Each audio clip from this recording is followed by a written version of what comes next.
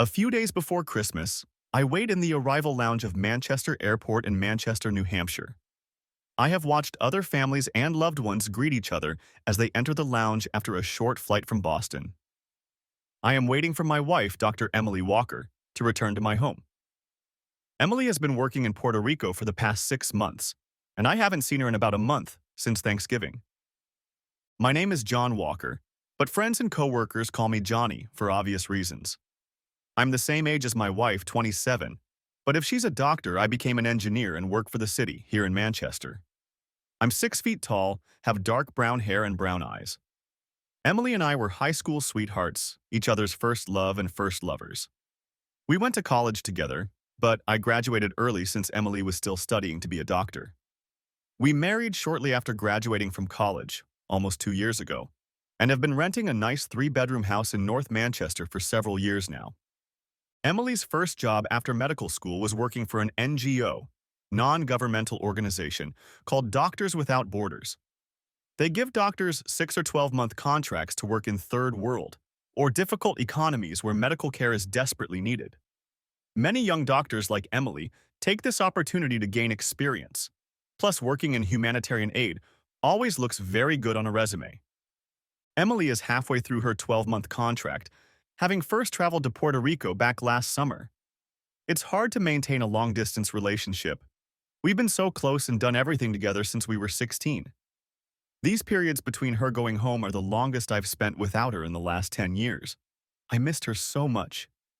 As I passed the other passengers, I saw the wavy blonde hair of an attractive woman. That was my Emily. She was 5 feet 7 inches tall, had long, wavy blonde hair and beautiful blue eyes. Her smile grew even wider when she saw me waiting for her and walked over to me, holding out her arms for another hug. "Hi, honey, it's so good to see you," Emily said as we hugged. "Hi to you too, beautiful. You look even better than you did a month ago. You've been working on your tan again, haven't you?" "You look amazing," I replied. "Thanks, I try to tan every day when I can. I have nothing to do but work," Emily replied as we walked to baggage claim. We spent the next hour or so finding out everything Emily had missed over the past month, although I'm not that good at gossip. She didn't say much about her job, only that it had been business as usual since she was last home.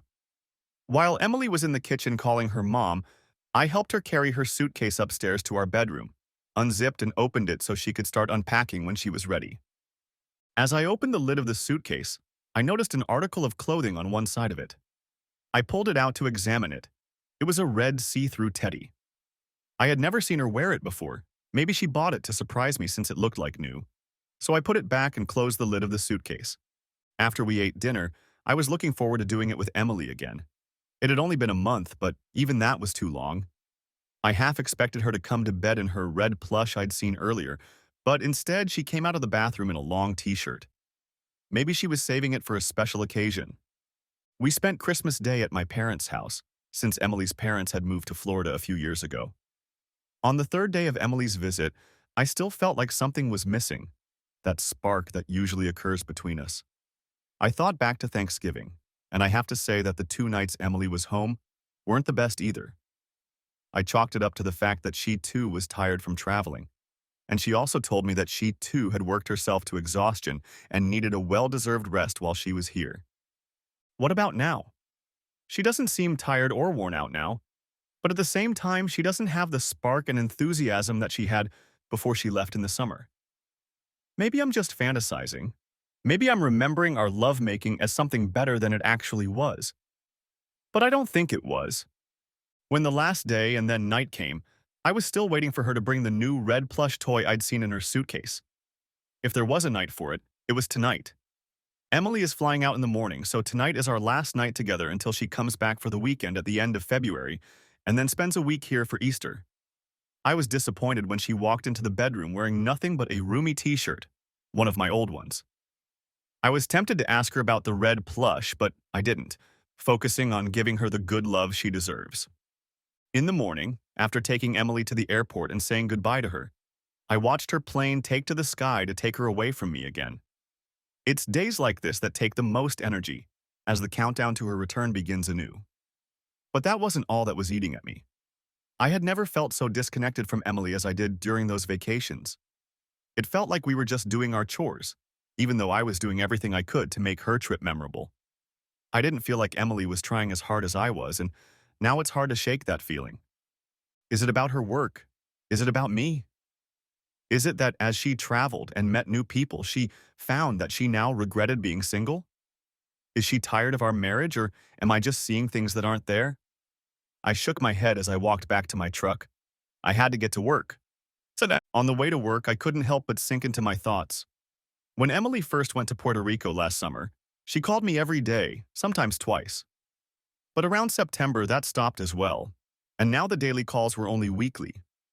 I tried calling her more often, but each time they went straight to messages, and she later told me that she doesn't turn her phone on when she's at work. But that doesn't explain why she does the same thing after work. Anyway, she'll call me when she gets back to Puerto Rico. Almost 2 months of phone calls is all I have. When I got home from work this afternoon, I realized that Emily still hadn't called me, and she was supposed to have landed in Puerto Rico some time ago. I tried to call, but it went to messages again. What the hell? She wouldn't be back to work until tomorrow. I changed my clothes and headed to the gym. We have our own workout machine in the garage to save money. Working out helps me forget about the day's stresses, as well as the anxiety I was feeling about Emily. After taking a shower, I checked my phone. There was still no call from my wife. I then started cooking dinner, finally relaxing in front of the TV to eat alone, like I was used to. When I was ready for bed, I decided to call one last time, but I was redirected to her messaging service again. What are you doing, Emily? How can you forget to call your own husband when you're back in another country? The next morning, Emily finally called me at work and told me that she was busy getting ready for work yesterday, which is why she forgot to call. That didn't explain why her phone was off for most of the afternoon and evening, but I accepted it. We didn't talk long. She said she was just taking a little break and needed to get back to work. From that morning, Emily only called me once a week, always on the weekend, always on Saturday morning. When I tried to call her at other times, I'd always get a message and she'd use some random excuse, usually about being late for work. Even our calls on Saturday mornings seemed more like an assignment, like she was checking in because she had to. If I had any anxious feeling at Christmas, it has now turned into a real worry. Emily's trip home at the end of February had passed, and I was still left with the feeling that something was wrong between us, that Emily was just repeating a familiar behavior while at home. By Easter, I tried my best to put all apprehension aside as we met each other again at the airport. But in the 5 days that my wife was home, it only exacerbated my fears. She seemed detached again, withdrawn almost all the time. Our lovemaking was casual at best, to be honest. While we were still best friends, as we always had been, it was the romantic and physical side of our relationship that suffered the most. On the last day of her trip home, I decided to talk to her about what was on my mind. Emily, is something bothering you? We don't seem to be as close as we used to be. I can't explain it, but something's not right. No, nothing is bothering me. I haven't noticed anything between us either. I'm still very happily married to the man I love. What makes you think something is wrong? Emily asked. Because we don't socialize like we used to. You seem almost aloof when you're at home, like you'd rather be somewhere else. We rarely talk when you're back overseas. You never return my calls. Your phone is always off, even when you're not working. Should I go on? John, I'm sorry, but working in Puerto Rico has been much more difficult than I could have imagined. Constant long hours, multiple shifts, and all the stress that comes with it. In my free time, I sleep or lay by the pool trying to relax as best I can. I'm sorry I don't call you all the time. It makes me feel even more alone when I talk to you. Besides, what are we supposed to talk about? You keep asking about my job, and I'm trying my best not to think about it. We don't have to talk about your work. I'd like to be able to talk to my wife for more than just 30 minutes once a week. That's all you're giving me. Again, I'm sorry. I'll call more often in the future, okay? I didn't realize you were so worried about it. I nodded at Emily. Maybe I was making too much sense of it all. Hopefully, when her contract was up in June and she came home for good, we could get back to normal. I was glad I voiced my concerns and she parted ways with me on good terms. Although she promised to call more often, we were soon back to phone calls once a week. Emily must have even set a reminder in her phone to call me at 10 a.m. on Saturdays. Now she always called at that time. June was approaching, and I was glad that her contract was coming to an end. that we could live our lives again and hopefully be ourselves again. I was tired of being alone. I missed her more than I could imagine. Emily was supposed to fly home Sunday morning, but I was expecting her to call me as usual on Saturday morning. But there was still no call. By 11 a.m., I tried to call her, but I got to her messages again. She can't work on a Saturday right before flying home. She even told me that her work contract officially ends yesterday. So what's going on? I tried calling her on Saturday afternoon and again in the evening, but always ended the conversation when the call went straight to messages. I was beginning to feel like the parent of a naughty child, overbearing and controlling. Today, I left the first message for her to call me. So why the hell did she turn off her phone or not even check her messages? Emily's behavior when it comes to keeping in touch with me has gotten to the point where I don't see any other reason other than she doesn't want to talk to me or is busy doing something else, where she doesn't want me in her way. Maybe with someone else, that's my real fear. Early Sunday morning, I finally got a text from Emily. She apologized again for not answering me sooner and then gave me the flight time. She was flying home to Manchester at 3 in the afternoon, so I had a free morning before I needed to head to the airport to pick her up. I made sure everything was ready and then went for a run and worked out in our makeshift gym. The whole time I was running and then working out, I couldn't get Emily out of my mind. It bothered me that she was having an affair while she was in Puerto Rico. I couldn't see any other logical explanation, and as an engineer who was trained to solve problems with logical thinking, it was the only reason I could understand how Emily had been acting for the past year. It explained why she contacted me less and less often and seemed more emotionally detached when she was home. It probably also explained why her phone rang so often when she wasn't supposed to be at work. If she was with someone else, she wouldn't want me to call her. If she was having an affair, it would make sense. But what should I tell her? Ask her straight out? What am I basing this on? My gut feelings and the lack of phone calls? I've never been a petty person, nor have I liked to wallow in gossip. Instead, I have always relied on facts, figures, and reality. I just can't start accusing her of something I don't have any facts about. And besides, how will it affect our marriage if I do? She'll know that I don't trust her, and that will make it even worse if she hasn't actually slept with anyone at all. No, I'll do what I do best. Bury my feelings and emotions and just deal with what's in front of me.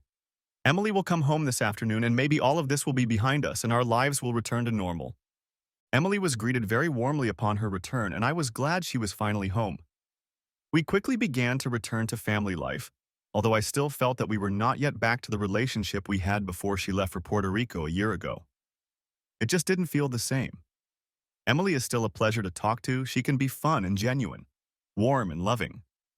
All the things you'd like to see in a best friend, but you need more than that from a wife. You need the emotional connection that a loving couple needs, and right now we are lacking that. My wife spent the first week after her return attending several job interviews, with the job she really wanted being at Manchester's main hospital, Elliott Hospital. By the end of the week, she gave me the happy news. She had been successful in her interview. Working at a major hospital meant the possibility of career progression, and I was very happy for her. It also meant no more overseas contracts with her previous employer, which was a big reason I was happy for her. By the end of August, I was less worried about us. Emily had been in her new job for almost 3 months and seemed to be enjoying it. Although I still felt that we were no longer the same as we had been before her 12-month absence, I came to the conclusion that perhaps this is how marriages happen. Passion and lust naturally fade over time, and perhaps that's what happened to us.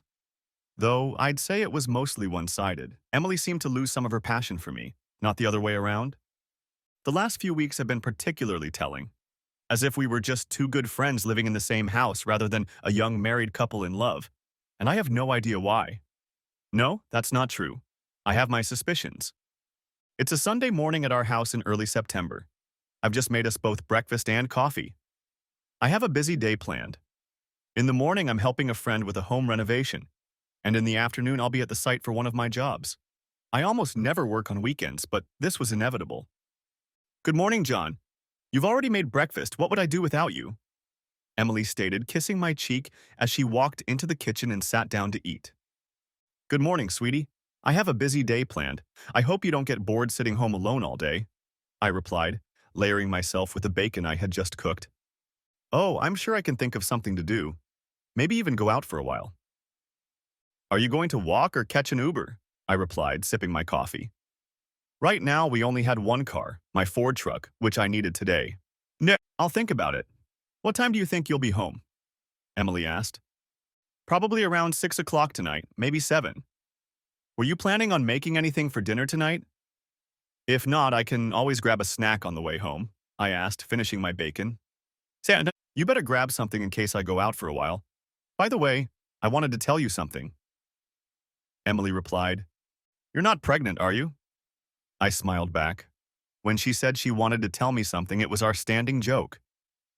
No, I can't believe you're still using that phrase. I wanted to tell you that there's a big healthcare conference coming up in 2 weeks at the Boston Convention Center. Doctors Without Borders has asked me to attend to speak to young doctors about the benefits of contracting their work overseas. To sell the dream, so to speak. But you don't work for them anymore. Why would they ask you? I replied, leaning back in my chair with my coffee. They always ask the doctors who worked for them in other countries. It can't hurt. I might want to contract with them again sometime in the future, who knows? I thought you'd happily agree to work for Elliot so you wouldn't have to deal with contracts anymore, especially overseas. I replied, more than concerned that she might want to leave again. I'm happy with my job, John. Look, I'm just doing them a favor, nothing more. It's a 2-day weekend conference. The booths are open both Saturday and Sunday. I'll get there by train. They'll pay for me to stay overnight in a nice hotel with meals included, so it won't cost me anything, Emily replied. So you're inviting me along? Is that what this is all about? I'll be able to sightsee around Boston while you work the booth, I replied, finishing the last sip of my coffee. No, they only offered room and board for one, sorry.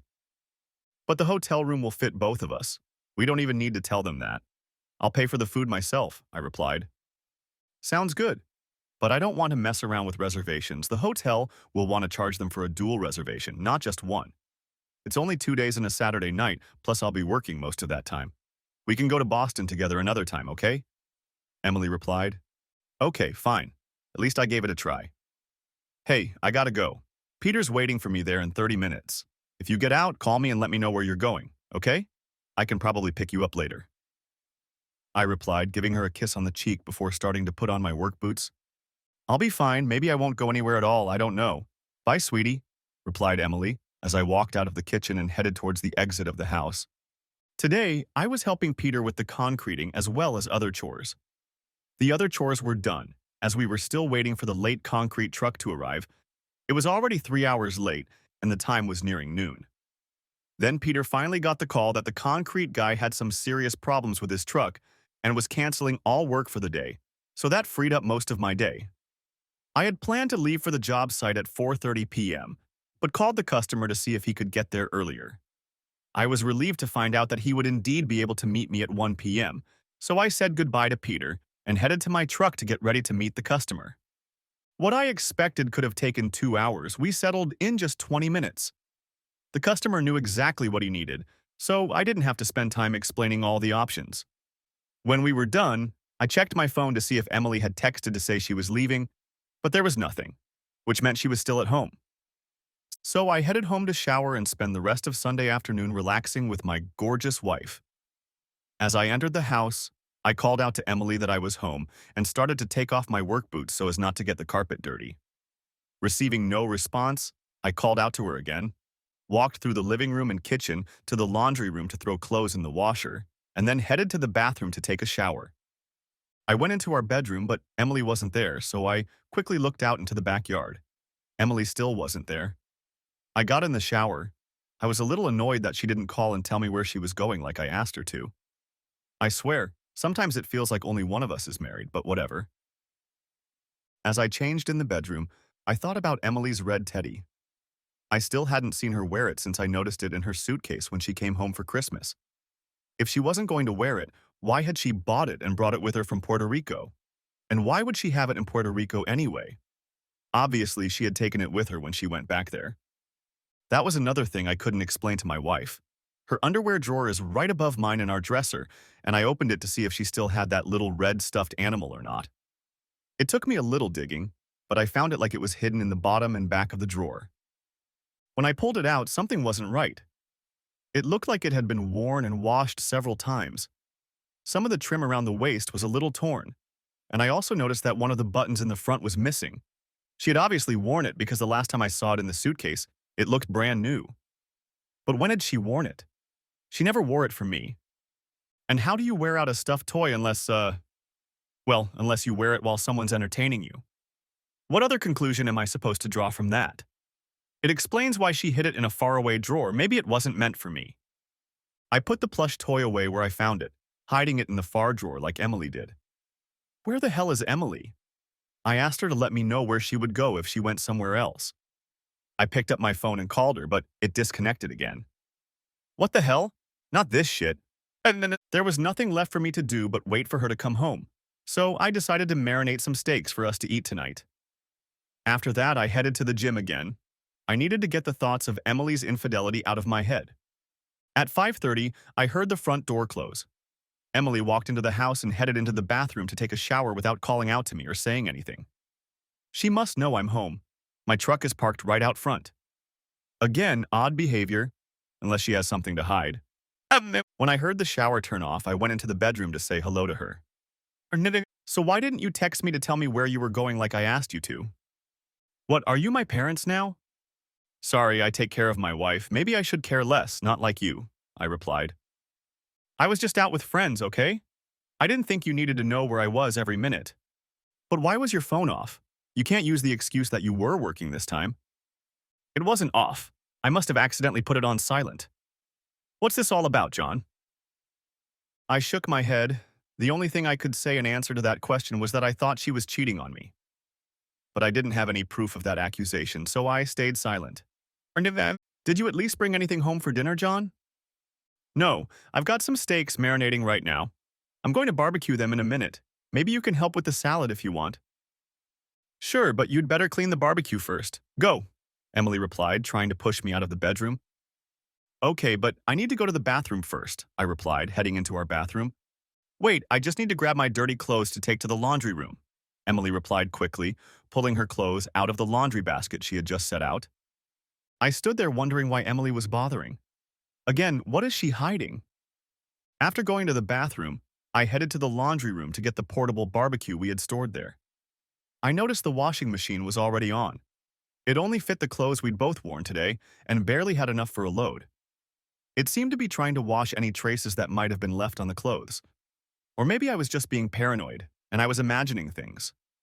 Over the next 2 weeks, not much changed in our relationship. Things went on as they were, but that's all I could say about them. As much as I wanted to, I couldn't shake the feeling that something was going on, that Emily was hiding something. That her emotional attraction to me had waned since she'd left for Puerto Rico 15 months ago.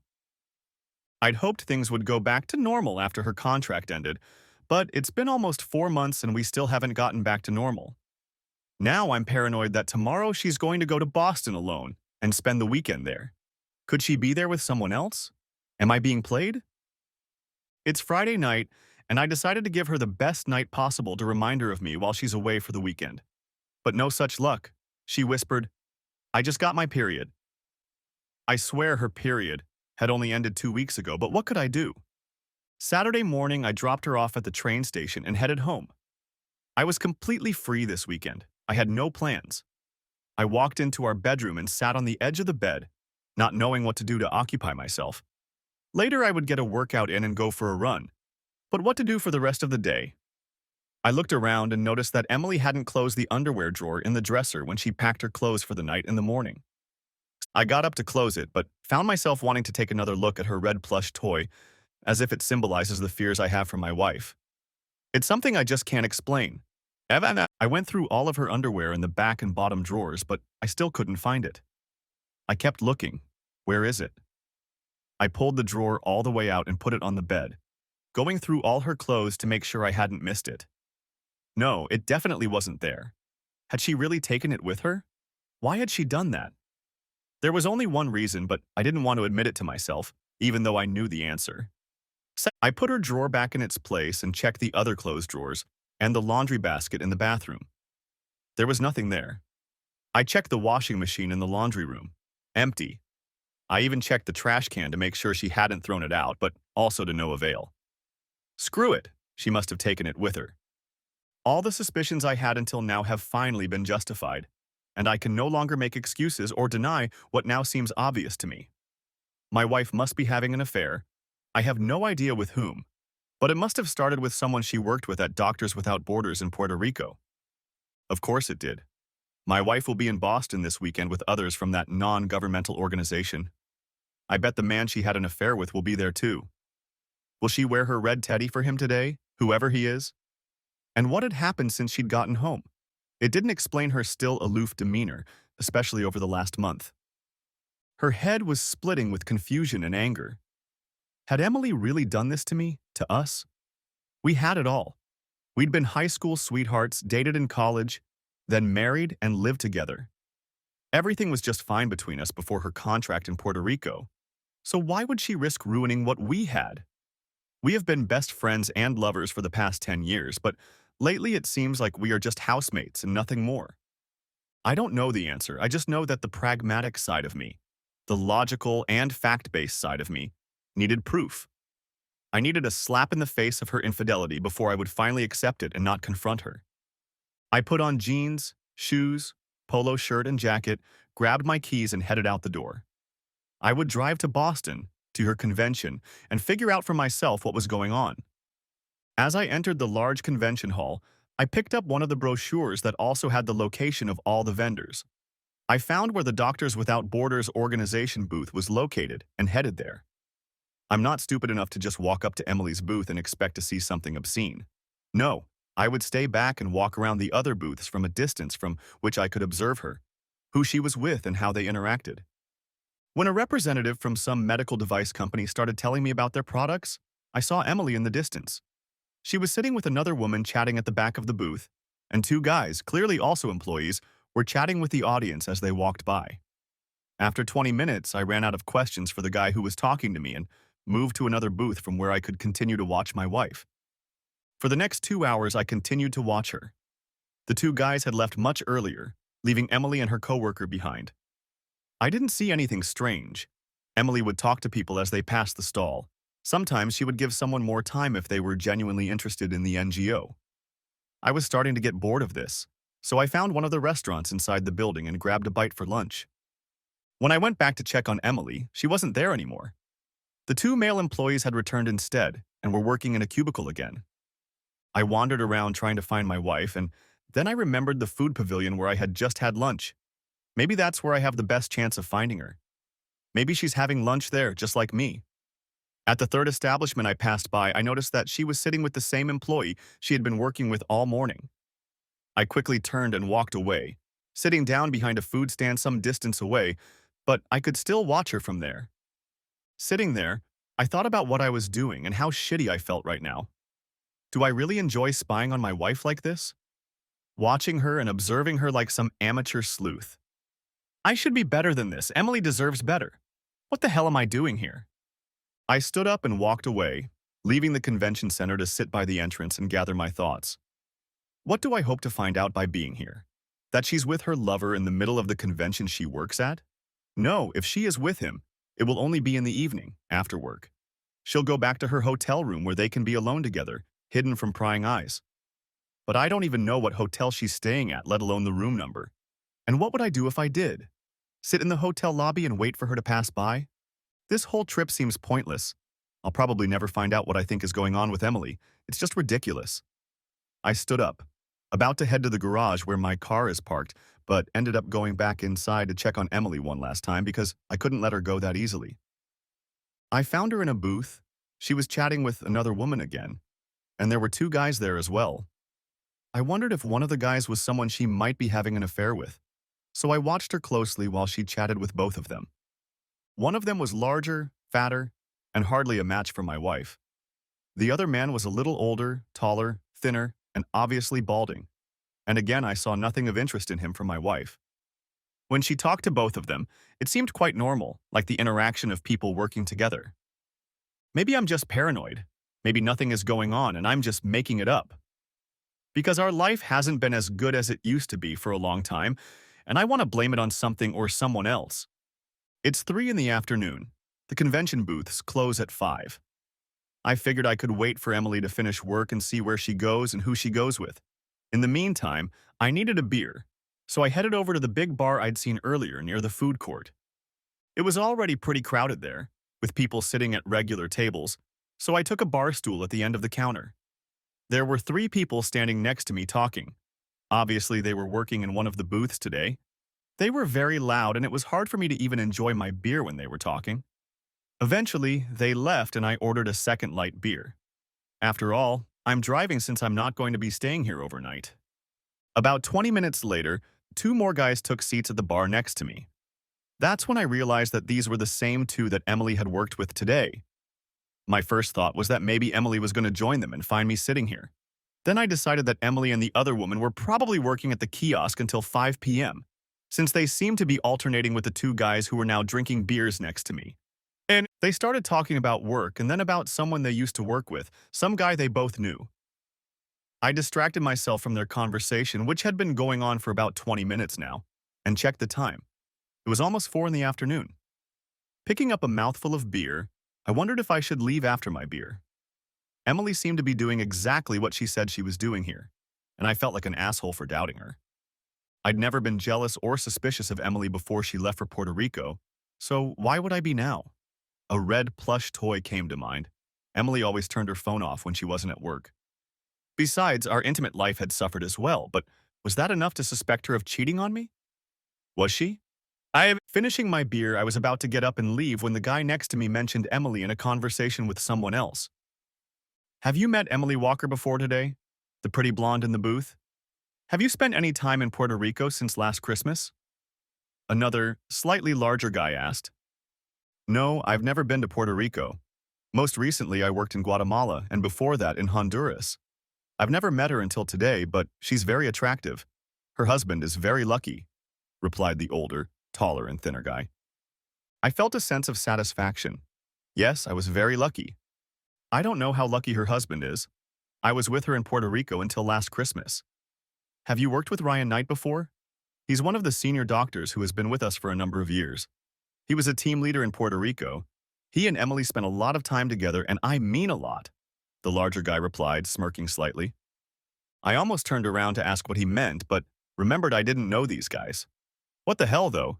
They're talking about my wife and this doctor, Ryan Knight. Yeah, I know him. I worked with him early last year in Honduras. He seemed like a nice guy, happily married and with kids. Was he really having an affair with Emily? Not an affair, I'd call it a torrid affair. They couldn't get enough of each other shortly after she started working for us last summer. She came to us beautiful and innocent, like a flower ready to bloom. She wanted to impress Ryan as well, and I think he couldn't resist.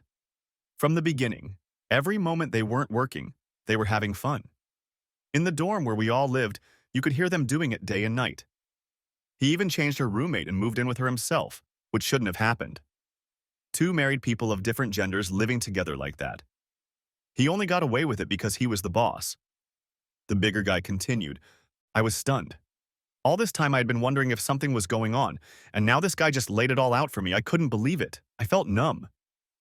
Wow, okay. So Ryan is finally coming to terms with this? He's home in Chicago now with his wife and kids?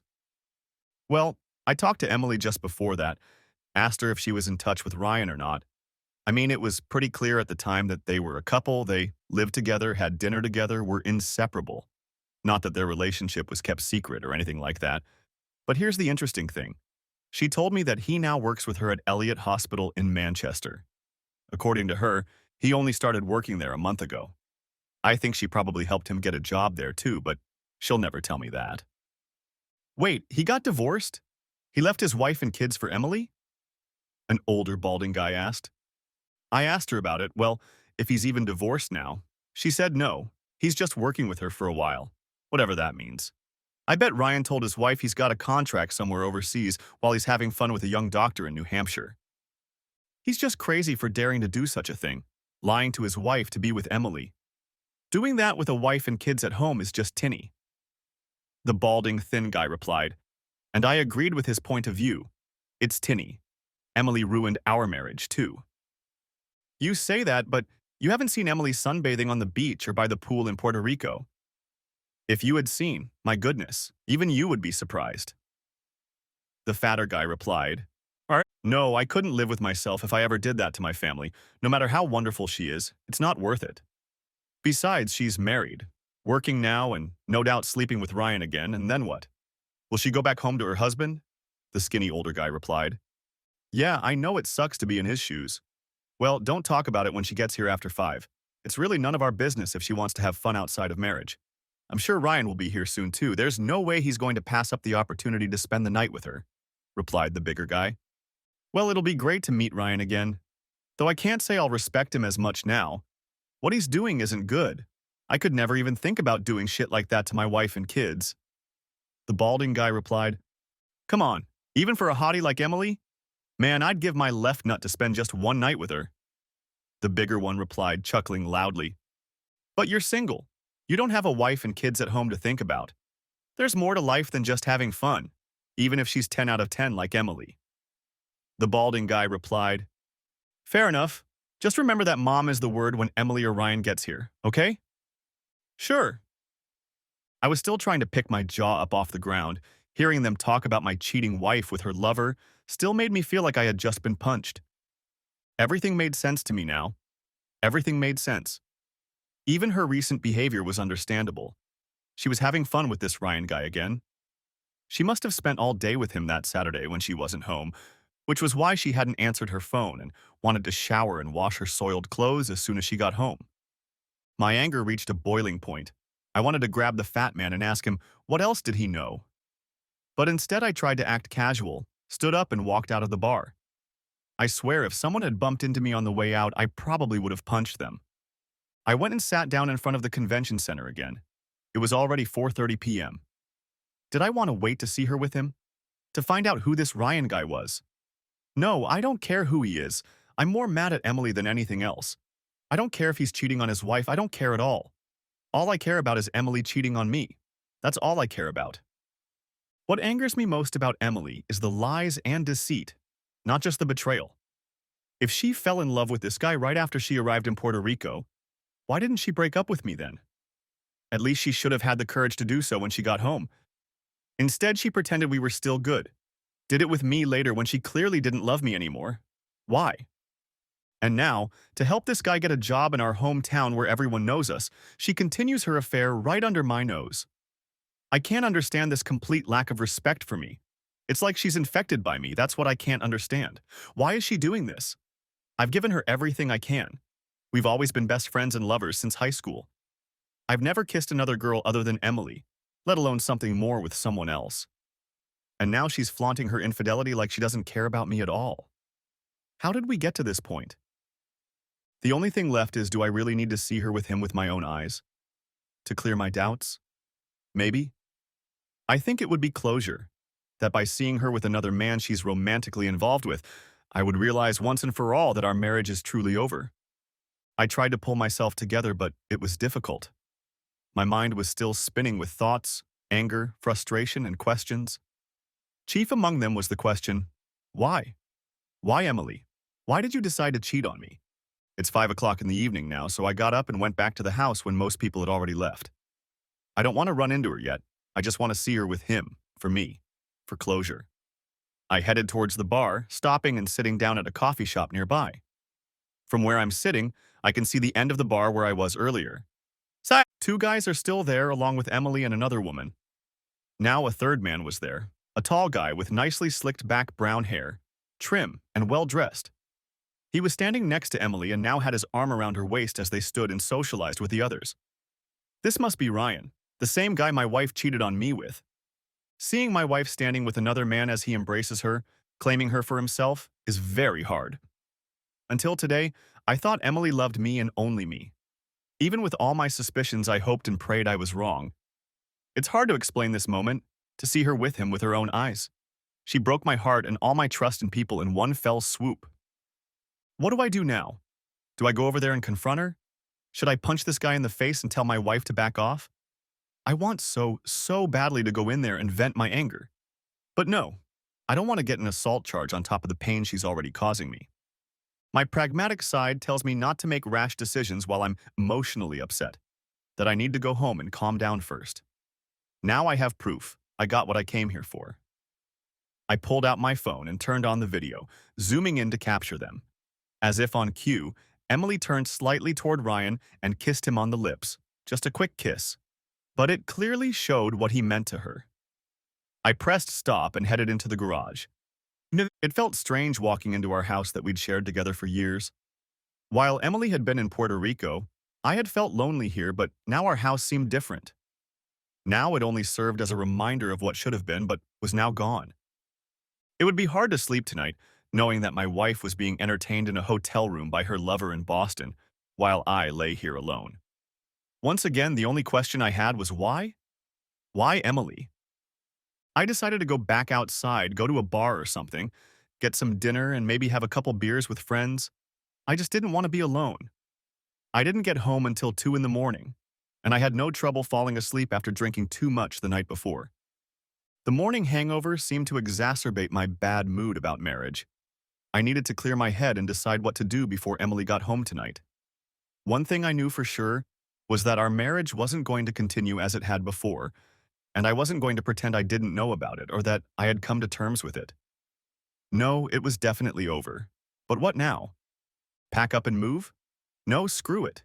She's the one cheating. Let her go and live with her boyfriend. He's probably renting an apartment somewhere in the city. He even works with her now. How do you do that? So blatantly lie to your wife about where you are? Does she even know he lives in New Hampshire and works here? At that moment, I realized what I needed to do. I opened my laptop and went to the Doctors Without Borders website to see if they had any data on him. They didn't have any, at least not publicly, so I checked popular employment sites by typing Ryan Knight Physician Chicago into the search engine. I got a result. When I went to his profile, it listed that he had recently worked in Honduras and Puerto Rico as a team leader for Doctors Without Borders. I went to his contact information, and he indicated that he lived in Chicago, provided email and cell and home phone numbers. Bingo! I made myself some coffee and sat in the backyard sipping it. Do I really want to go through this? I'm going through the destruction of my own marriage right now, and he helped it happen. But his wife and kids aren't responsible for anything. Do I really want to ruin their lives too? No, but his wife deserves to know. She should know the truth. Besides, he has no right to ruin my life and walk off into the sunset with both mine and his wife. I got up, went back into the house and called the home phone number listed on the employment website. Hello, this is Melissa speaking. Melissa Knight, I answered. Yes, that's right. Hello, Melissa. This is Kevin from Doctors Without Borders. Can I speak to your husband Ryan about an opportunity we have for him? I replied. No, I'm sorry, but he's already working for you. He's in Costa Rica right now. That can't be right. He's not in our database. I know his last contract was in Puerto Rico earlier this year. Is that correct? I continued. Yes, that's correct. But he recently left on a new contract in Costa Rica about a month ago. Maybe you should call there to clear things up. Or you could call my husband at his number. Although the reception there is really bad, my calls almost never get through, Melissa replied. Really? We've never had a problem with cell service in Central America. Besides, I don't think we have room in Costa Rica, and the healthcare system there is very good. Could you do me a favor? Could you check your husband's flights to Costa Rica, and if you can, let me know the flight number. We pay for all travel, so I can look it up in our database and get it sorted out quickly. I replied. Yeah, sure. Just give me a minute. I'm not on my laptop right now, Ryan's wife replied. She took a minute or two to log onto her laptop and look through their emails before replying to me. That can't be right. I can't find any emails here about his flights. Give me a minute. I'll check the airline booking site we use. Melissa continued. Thanks, Melissa. That way it will be much easier for me to double-check everything in our database. I added as she typed away on her laptop. Okay, here it is. Oh, that's weird. His flight was only one way from Chicago to Boston. He usually flies through Texas to Central America with a layover in the country he's headed to. I don't see why he would fly to Boston, and there don't seem to be any other flights after that, Melissa replied. Really?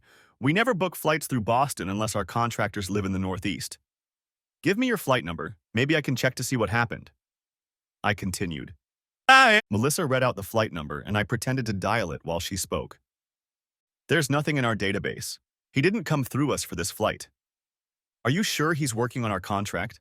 There are no other companies or NGOs he could be working for? I asked his wife.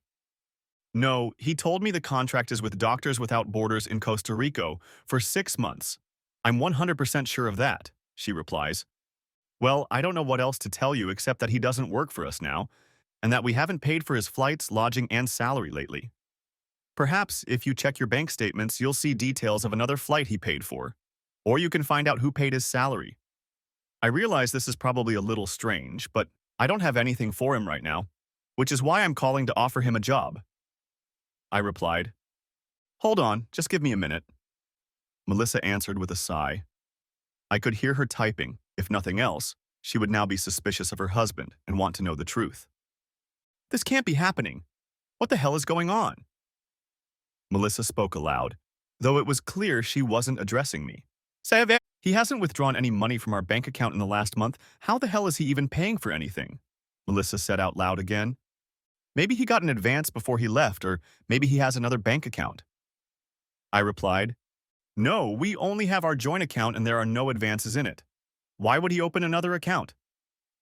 I can't answer that question. Have there been any recent deposits into your joint account? Surely he must be getting a paycheck if he's working somewhere, I asked. Yes, there have been 3 deposits so far, each week for the same amount. All of them are bank transfers, seemingly from another bank. The details say it's from a bank in Manchester, New Hampshire. Why would he wire money to our account from a bank in New Hampshire? It doesn't make any sense. She asked aloud again. Well, it's about an hour from Boston. I guess that explains the one-way flight to Boston. It's weird, I continued, begging her to bite me. What's weird? Melissa replied, taking my bait.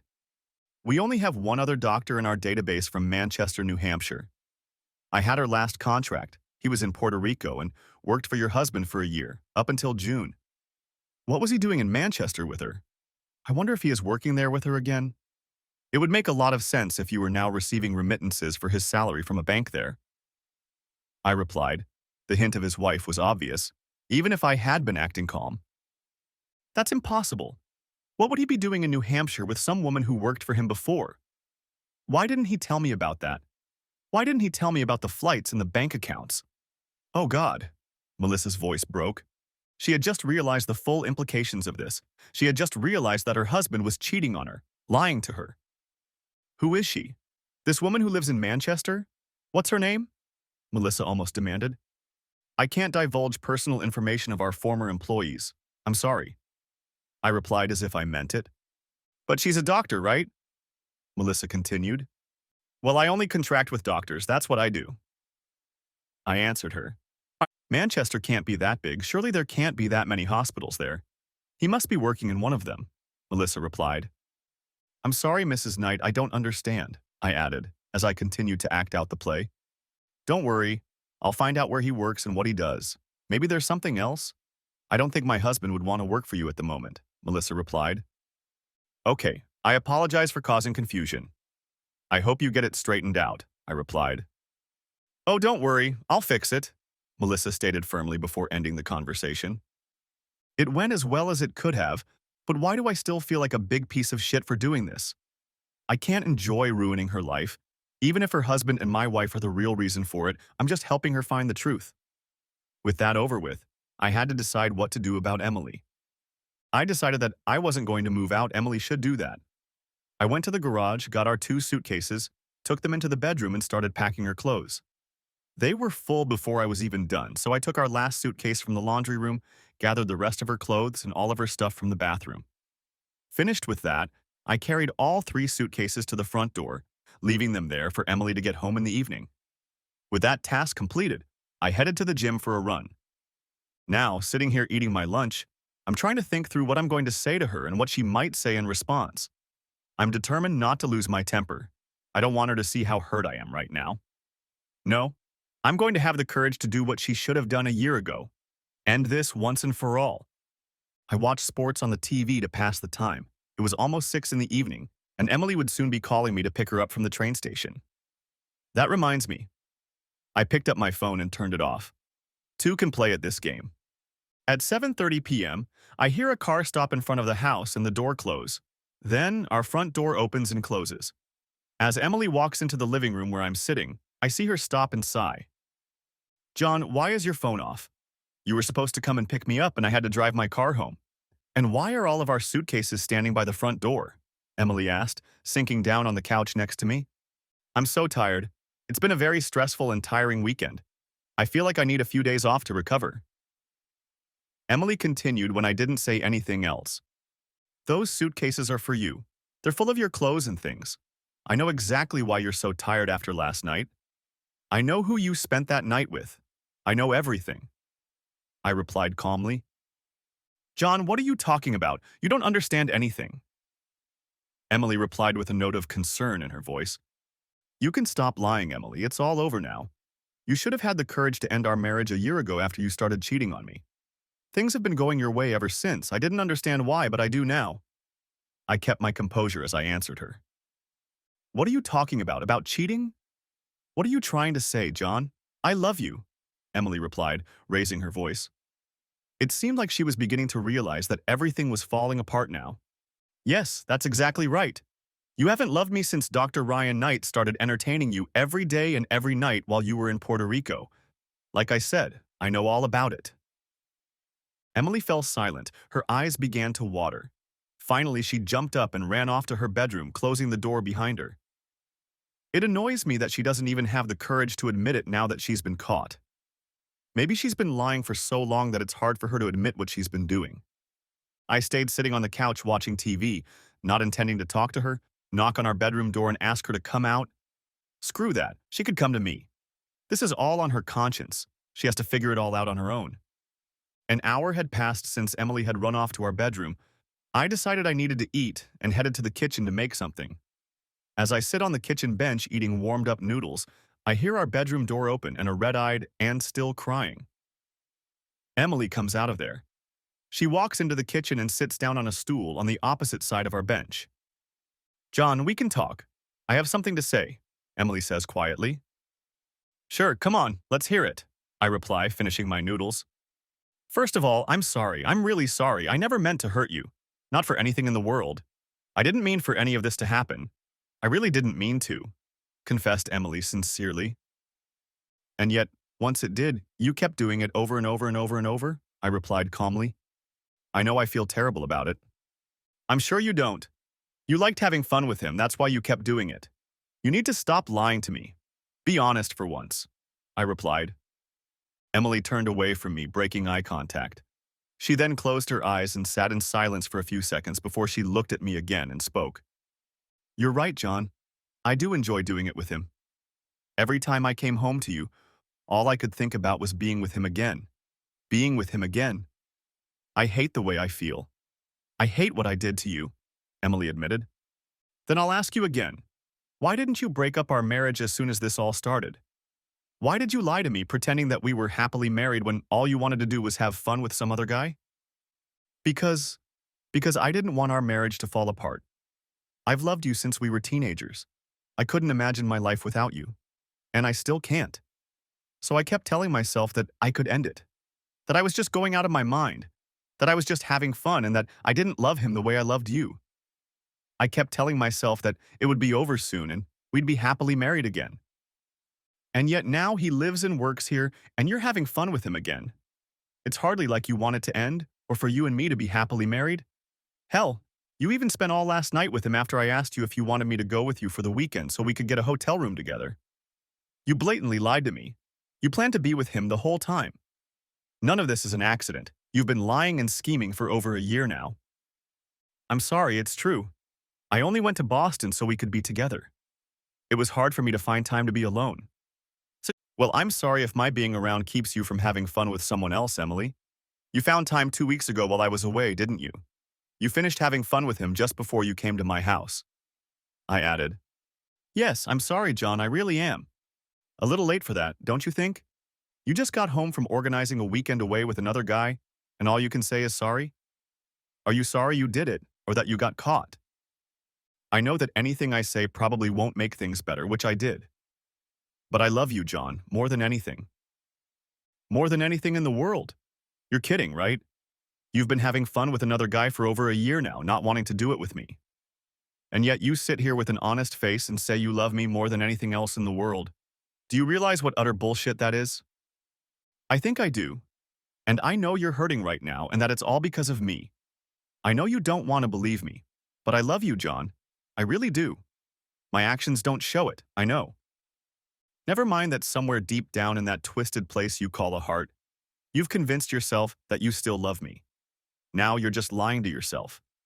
There is no love between us. You made sure of that shortly after your trip to Puerto Rico. All the lies, the deceit, the betrayal, the pretense when you came home. Now I know why your phone always sent messages when you weren't working. Because you were busy having fun with it, weren't you? You didn't even care enough to call me back or want to talk to me afterward. All you needed was him. Well, now you'll have him all you want. I couldn't call you. I was overwhelmed with guilt, I just couldn't do it. I knew what I was doing was wrong, that I was hurting you, but I couldn't explain it, I couldn't stop.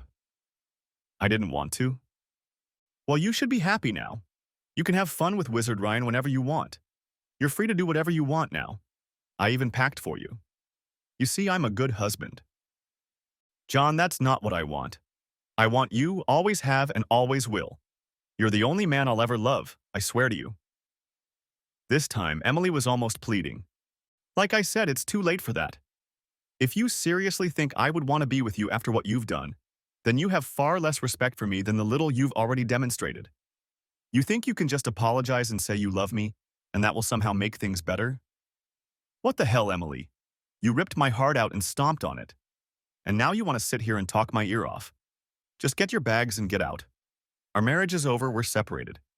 I hate you so much right now, I replied, finally giving in to my emotions even though I tried my hardest not to. Emily's tears flowed again and she stood up and walked towards our bedroom. I finished my noodles and opened my beer. I deserved one after all this.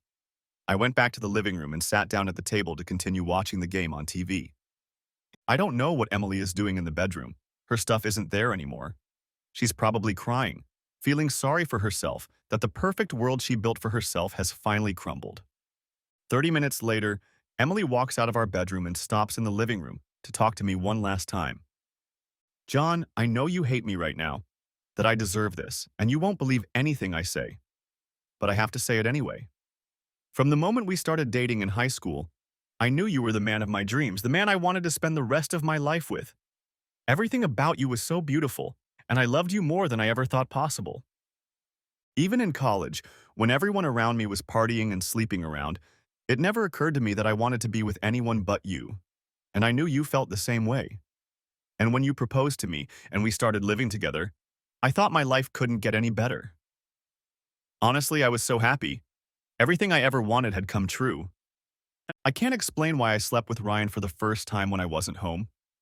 I could chalk it up to loneliness, boredom, with you, whatever. But I knew what I was doing, and I wanted it to happen. I knew what the consequences of that choice would be, but ever since then I've tried my hardest to bury it, to convince myself that I'd never have to face it. I know it's silly, but I was so afraid of losing you, of not having you in my life or around me. I think I've gotten too complacent about our relationship because you've always been there for me, and that's the only possible reason I let it happen. I know I ruined our marriage with this, but deep down, I always knew this is how it was going to be. If I could take it all back and never go to Puerto Rico, I would. But that's just fantasy. I'm sorry I hurt you. If you only believe one word I say, please believe it. Hurting you was the last thing I wanted to do. I hope that one day you can forgive me.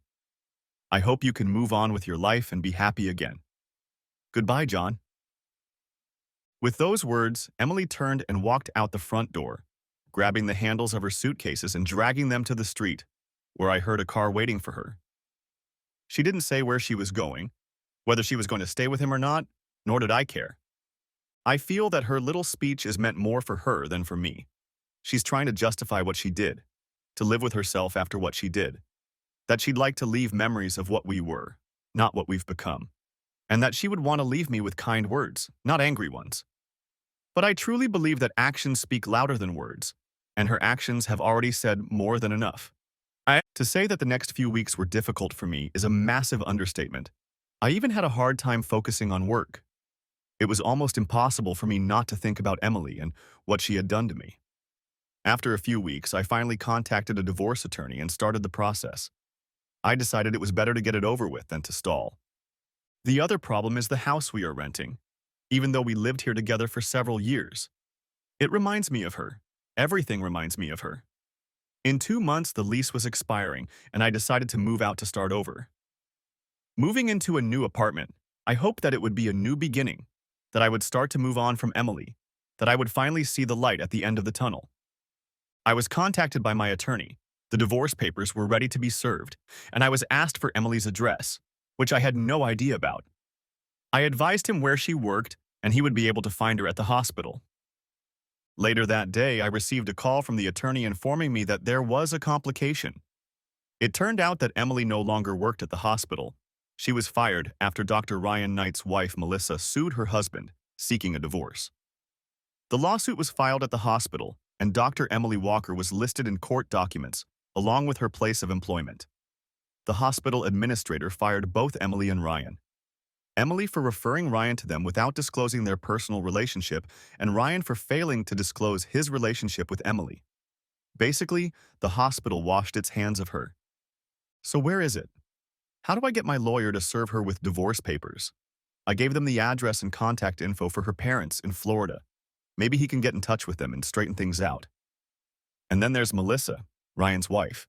Maybe she knows where her husband lives and if he's living with Emily now. I dialed her home phone number. I wasn't going to trick her this time. Hello, this is Melissa speaking. Hi, Melissa. You don't know me, but we've spoken before. The last time we spoke, I told you my name was Kevin, from Doctors Without Borders. Yes, I remember, and thank you, I guess. Otherwise, I would never have known what was going on with my husband. You're welcome. My real name is John Walker. I was married to Dr. Emily Walker, the woman who had the affair with your husband. Yes, I know who she is. Are you still married? Well, that's why I'm calling you. I was hoping you could help me this time, I asked. I'll help if I can, Melissa replied. Emily and Ryan were fired from Elliott Hospital because you filed for divorce and listed them as your employers. They fired them for not disclosing their personal relationships. Yes, I know. I spoke to the hospital administrator, demanded that she take action or I would drag them through the mud for allowing married employees to hire their lovers with the hospital's blessing. She wanted no part of it. Melissa replied. Good for you. Melissa, I'm calling because my attorney is trying to serve Emily with our divorce papers, but I don't know where she lives or where she works after being fired. I was wondering if you know where Ryan lives. Maybe Emily is living with him. I know where Ryan is. He lives here in Chicago in an apartment near our house. He said he wanted to be close to his kids, though I'm not sure why. He's spent most of their lives living and working overseas, and I don't think he'll be staying here for long. I don't know if he took Emily with him. I'm not sure. Melissa said to me. Can I get his address and phone number from you? Maybe my lawyer can contact him and find out if my ex-wife, is living with him. I replied, It's hard, isn't it? To stop thinking of her as your wife. It's the same for me. Be strong, John. We'll both get over it eventually. I'll text you his details after we talk. Thank you, Melissa. I hope you're doing well too. I can't imagine how hard it would be if Emily and I had kids too. It's probably not easy for them either. They're not really having it that bad. I think it's because up until now their father has barely been in their lives and now things aren't much different from what they're already used to. That's the only plus. Yeah. Well, I hope you're entertaining him for every penny, I added. Oh yeah, my divorce lawyer. She's an absolute bitch and I love her. She's really expensive too, so I'm lucky Ryan pays for her out of all the money he made on his contract. I get the kids, the house, the car, and 50% of his salary for at least the next 12 years until our kids turn 18. He deserves everything he's entitled to. Yes, without a doubt. Emily and I don't have anything to fight about. We've just started our journey. We don't have children or a home. Things should be pretty simple for us. Well, it's better to start over when you don't have children together yet. I don't know what to do. Who wants to be with a 30-year-old divorced mother of two? I even gave up my career to look after the kids. Soon I'll have to dust off my resume and go back to work, Melissa replied, grinning slightly at the end. I'm sure you'll be fine. Thanks again for sending his information. Hopefully I can get her to sue and get this over with. I replied, All right. Goodbye, John. Take care. Melissa replied as we finished talking. Ryan's wife sent me his address, and my lawyer had someone check to see if Emily lived there too. But it turned out they weren't together anymore, at least according to Ryan. He said she had a new contract with Doctors Without Borders, and that my lawyer should contact them about her whereabouts. It turned out that Emily was now working on a 6-month contract in Honduras, and my attorney informed me that he had no way to provide care for her until she returned to the US. I wasn't happy that the case would drag on even longer. But soon, to my surprise, Emily was already working with the divorce attorney, serving me in my home. It was simple. She didn't ask for anything. 6 months passed and we were officially divorced. During that time, I have never seen or heard from Emily, nor do I intend to do so in the future. I'd like to say that my life is great right now, but I'd be lying. I have a great job, a wonderful family, and good friends. It's just hard when I feel like I've lost the other half of myself, my best friend, my only lover. I'm told it will get easier with time, that I'll find someone new to be with. But I'm not sure about that because what I had with Emily was all I wanted. I don't know if I'll ever be able to truly trust someone again after what she did to me. Sometimes there are no happy endings, just an end to what was. And then those involved try to accept it and move on. I hope everyone is right that things will get better every day, but it doesn't feel that way to me right now. I feel like I'm just dealing with it by burying the resentment as far as I can. I still don't understand why she did it, and I probably never will. The end. Thanks for watching, hope you enjoyed it. Subscribe to my channel and stay tuned for the next videos.